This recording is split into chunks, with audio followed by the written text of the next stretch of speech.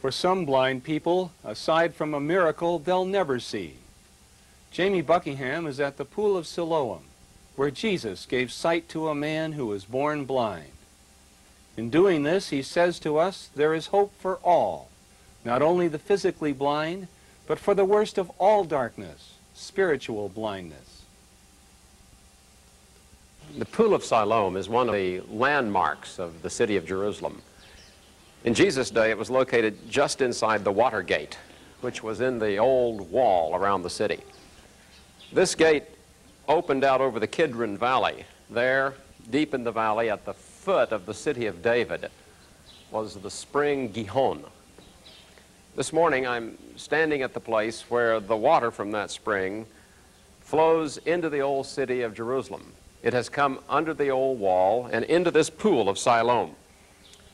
700 years before the time of Jesus, the spring was vital to the city of Jerusalem for survival. However, in the event of a military siege, the spring was completely exposed and the city could be cut off and without water. In the year 701 BC, King Hezekiah, fearing an attack by the Assyrian Empire, told his engineers to design a way to get water from the spring into the city without having to carry it through the water gate.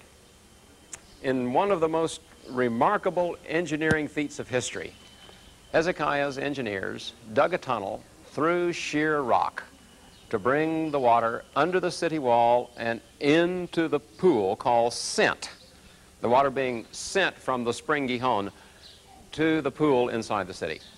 Working against time, since the Assyrians were marching against the city of Jerusalem, one group of diggers began at the spring, another started inside the city wall. Using pickaxes, they burrowed an S-shaped tunnel a quarter of a mile long. Even though they had none of today's sophisticated engineering devices, they were only inches off when the two tunnels met, deep beneath the earth. This allowed the water to flow under the old city wall and into the pool called in Jesus' day Siloam. Just an hour ago, I walked through that tunnel carrying a candle. The water, as you can see, is about thigh deep and still flows in great quantity through this tunnel, carved through solid rock and emptying into the pool of Siloam inside the city.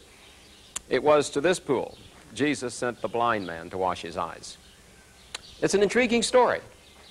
Jesus and his disciples had spotted the man, a well-known beggar, alongside the road.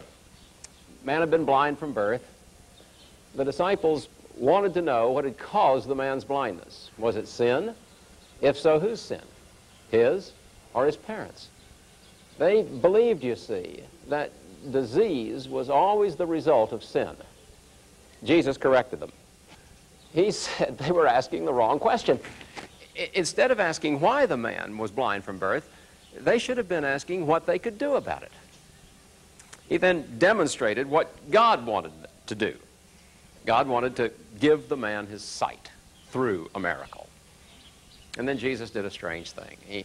He spit in the dust of the road, stooped over, and with his fingers made a mud ball. The use of spittle seems unhygienic to us, but the Greeks believed that there was a magical power in spit.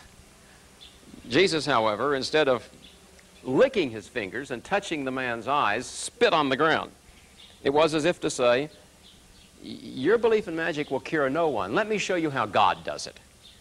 And then he smeared the mud over the eyes of the blind man and told him to grope his way to this place and wash the mud from his eyes, and he would see. That act, too, had special meaning for the Jews.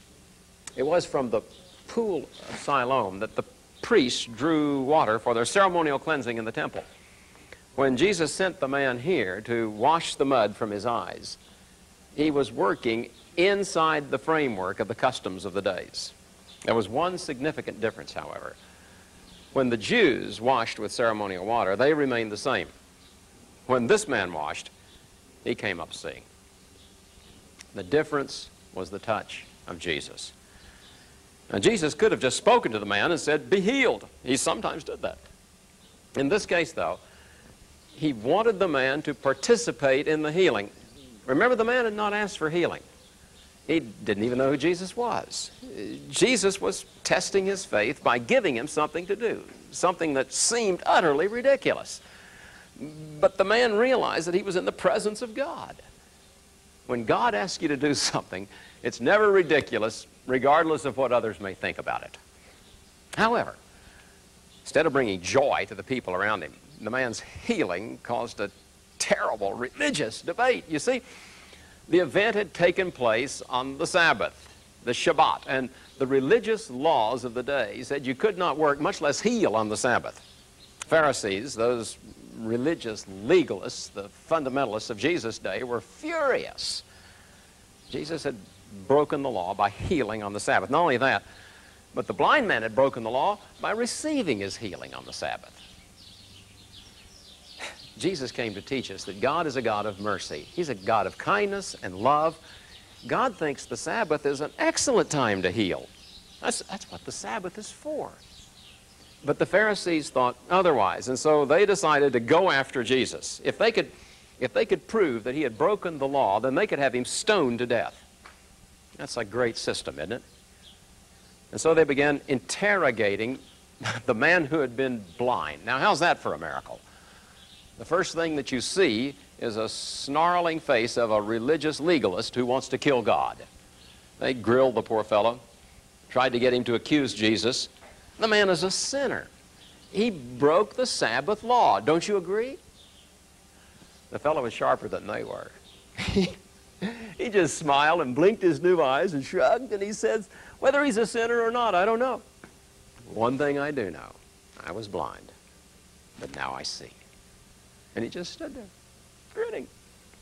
It was more than the legalists could take. They were furious that they threw him out of the synagogue. That's what you get for letting Jesus heal you. Little did they know, Jesus is not confined to synagogues or to churches. He will meet us wherever we are, wherever we have a need. And so, returning to this place, Jesus found the man kneeling here on the curb, looking at his reflection in the water. Then, standing behind him, the man saw the reflection of another man, a face so perfect, so kind, so wonderful, he could only gasp. The second man spoke, and he recognized the voice. It was the voice of the miracle worker. Do you believe in the Son of Man, the Messiah? Who is he, the man asked. Tell me so that I may believe in him. Remember, this is the first time the man had seen Jesus, although he had heard his voice, but he had been blind then. Jesus says, you've now seen the Son of God. In fact, he's the one speaking to you. And suddenly, the man received a second sight. Not from physical blindness, but this time from spiritual blindness. Lord, he said, I believe. Turning, bowed his knees before him, and worshiped Jesus. You know, it's one of the few times Jesus came right out and said, I am the Messiah. But the occasion was so pure, and the man's desire so untainted, that Jesus felt safe in saying, you're looking right at the Son of God. Knowledge demands action. The Pharisees knew the law, but by not acting on it, they had disobeyed God. They were what they accused others of being, sinners. The former blind man did not know the law, but he knew Jesus.